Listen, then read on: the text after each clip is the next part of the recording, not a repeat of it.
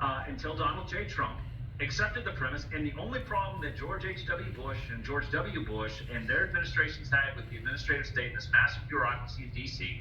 was that they weren't running it. Donald J. Trump shows up and goes, I don't think this system actually works. I'm the one that's supposed to decide. They said, no, we are.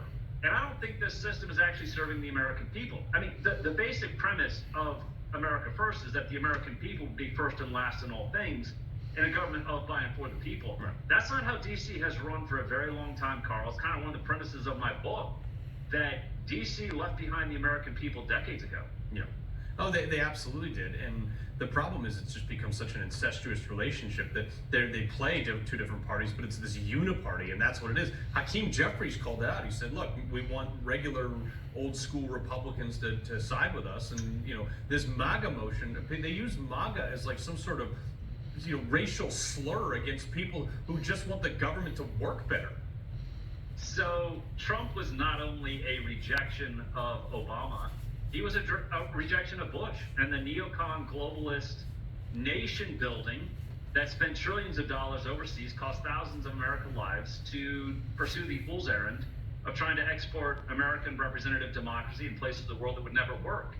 And what Donald Trump has done, I prefer to think of America First as a new brand of republicanism, and it's called Americanism, in which Donald Trump thinks that we should actually have a government that serves the interests of the American people in all things, trade, immigration, you name it, Carl.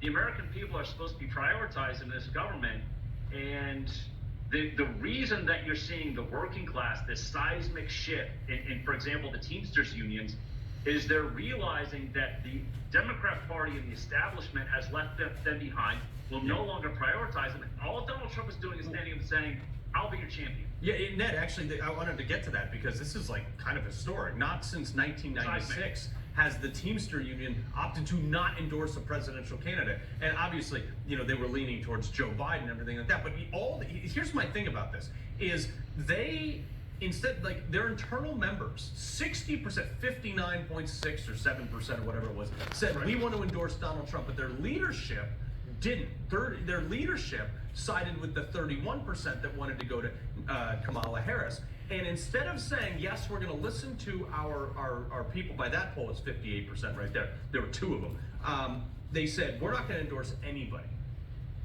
Right. I still think, though, again, the rank and file members are going to be voting for Trump. I think the other thing, dynamic to look at, Carl, with that is this is obviously significant for the upper Rust Belt with the Teamsters unions. Mm-hmm. And also, what does this actually mean for their get out the vote machine? That's right. It's been typically a powerful force for Democrats. That's not happening this time around. Listen to AOC freak out about this, though. She should maybe get into her district where it voted far Republican, far right Republican, and maybe find out what the problem is. When I have a problem in a work site and there is criticism, I get right in there and find out what. What do you mean voted far right Republican? She's in our polling, a Democrat. In our polling, you mean among Teamsters? In our polling, New York, her district, voted overwhelmingly Republican to support former President Trump. So she may want to focus on her job instead of mine. Yeah, that was actually the president of the Teamsters Union responding to AOC, whining about it. Yeah, no, because AOC is the great job destroyer for her district. She destroyed jobs with Amazon and other things that have tried to come into her district.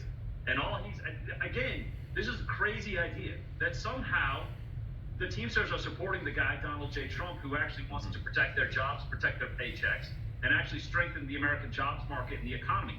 That's not a radical idea, Carl, and yet AOC and the far left have lost their minds over a basic premise that it used to be all of our national leaders were kind of focused on. How do we strengthen the American economy? How do we strengthen the job market? Sure. And now Trump's radical idea is like, hey, I'm going to do the basics. That's it. It's not a radical idea. Yeah, it's limited government, maximum freedom. Ned Ryan, pleasure, exactly. Sir.